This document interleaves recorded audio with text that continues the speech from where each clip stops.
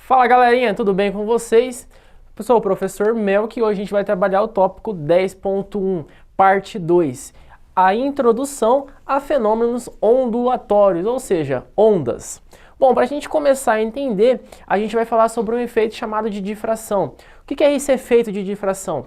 A gente vai analisar quando a onda passar por um meio, certo? Ou seja, aqui tem um intervalo entre duas barras ou duas paredes, posso considerar uma espécie de porta ou um orifício, e quando essa onda passar por esse orifício, ele vai radiar, olha só, as minhas ondas. Então ela deixa de ser, olha só, unidimensional para se tornar bidirecional, certo? Aqui ela vem em um único sentido, quando ela passa por esse orifício, a gente acaba transformando ela em uma onda ampliada, ou seja, bidirecionada.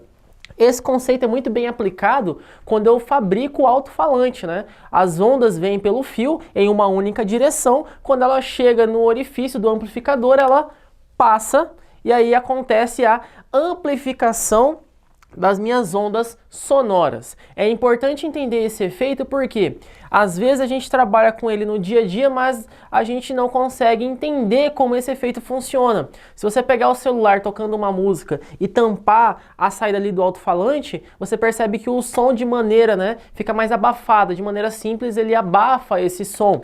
Consequentemente, esse abafamento causado pelo som é o efeito de difração sonora, ou seja, eu estou trabalhando com ondas sonoras. É claro que as ondas, elas podem ser aplicadas tanto para sons quanto para outros tipos de meios, como por exemplo, ondas de radiofrequência, as ondas de rádio que a gente tem para ouvir no carro ou em casa. A mesma coisa para a TV. A gente tem as ondas de TV que elas são espalhadas por vários cantos da cidade e elas são distribuídas nesse formato para que chegue em todos os pontos de maneira uniforme na cidade ou até mesmo no estado, dependendo da TV.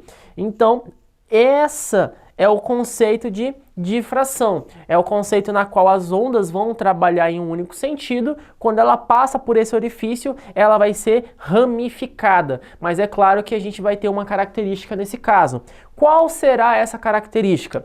Primeiramente é que as ondas, elas vêm em sentido paralelo, olha só, ortogonal ao bloqueio. Ou seja, o que é um sentido ortogonal? Ela forma-se um ângulo reto, tá? Com a parede ou o orifício na qual ela vai acabar batendo. Por ela fazer, olha só, essa continuação, eu acabo tendo um choque de ondas. Por quê? As ondas que chocam-se com a parede, ela vai, olha só, ressoar naquele material. E as ondas que passam, elas vão colidir. Então eu vou ter uma colisão entre essas ondas que ressoou e eu vou ter as linhas, na minha, olha só, aqui na minha horizontal, tá? Essas linhas na horizontal, elas vão colidir com essas ondas ressoadas aqui na parede, que vão acabar alterando o sentido, e aí eu vou ter a transformação da bidirecionalidade das minhas ondas sonoras. É importante você entender esse conceito, porque nem sempre as ondas vão viajar, tá, de maneira retilínea, e sim, elas podem, olha só, acabar sofrendo desvios. Esses desvios é o princípio utilizado pela caixa de som. Quando a gente tiver uma saída, essa saída ela vai ser o quê? Alinhada com um formato circular, para que a gente não tenha um ressoamento desse som. Por isso que o alto-falante é redondo. Ou formato elíptico. Para quê? Para que quando o som sair, nós não termos vibrações nas extremidades. Essas vibrações podem causar, tá, o mau funcionamento do alto-falante, por isso que ele sempre vai ser circular. Para que esse som, quando ele passe pelo orifício de saída, ele venha a ser, olha só, ampliado. Uma onda linear vai ser transformada em uma onda bidirecionada. Bom, quando nós formos trabalhar com interferências sonoras, que é o caso, que a gente tem que uma onda ressoa no material, A onda que está vindo na horizontal, ela passa pelo orifício e continua na horizontal. É claro que nem todas as ondas continuam na horizontal.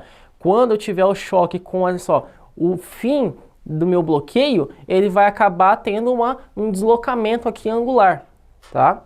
Esse deslocamento sempre vai ser de acordo com o ângulo reto, e esse ressoamento ele vai seguir a lei de interferência, olha só, de duas dimensões. Ou seja, se eu tiver dois alto-falantes que vão chegar a um ponto P, ou seja, dois alto-falantes que estão apontados para um ponto P, eu vou ter o quê? Um agregamento de onda sonora. Nem todas as ondas sonoras vão se juntar para ter uma somatória de onda final para chegar no ponto P, porque vai depender do ângulo formado aqui, olha só, com o ângulo P, tá? E que essa somatória, ou seja, essa diferença entre caminhos percorridos, vai ser sempre, olha só, ΔX, né, que é a variação do meu deslocamento, vai ser o módulo de x1 menos o módulo de x2, que é o caminho percorrido por essa onda sonora. E aí nós vamos conseguir entender qual vai ser o deslocamento percorrido total, tá?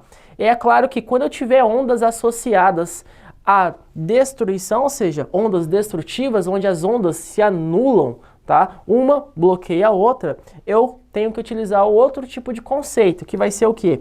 O Ni vezes o lambda. Esse Ni aqui é o tamanho do comprimento de onda, ou seja, o tamanho da nossa amplitude. De pico a pico, eu vou trabalhar o Ni aqui, ó, o Nzinho. O lambda, e aí eu vou achar o comprimento de uma onda. A mesma coisa acontece quando eu tenho ondas associativas, tá? Que são ondas destrutivas. Quando elas forem trabalhar, eu vou achar o mesmo comprimento de onda através do Ni, que é o meu comprimento, né, de pico a pico, mais meio vezes lambda. Beleza? Bom, aqui nós temos um breve resumo do que a gente vai trabalhar no capítulo de ondas. Bom, eu sei que uma onda, olha só, demonstrado de pico a pico, ou seja, de crista a crista, tá? Ela vai ter um certo deslocamento.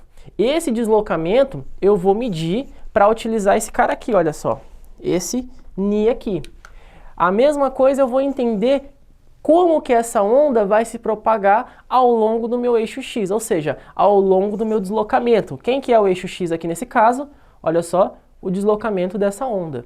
Então, essa onda, ela vai percorrer em uma certa frequência. Por isso é importante a gente entender o conceito de frequência. A gente já trabalhou o conceito de frequência já anteriormente, é bem simples. E o conteúdo de ondas ele vai ser fragmentado em vários tipos de conceitos. E o objetivo do módulo vai ser trabalhar esses conceitos. Beleza? Bom, espero vocês no próximo módulo, tá? Muito obrigado por ter assistido a videoaula e até mais, pessoal. Tchau, tchau!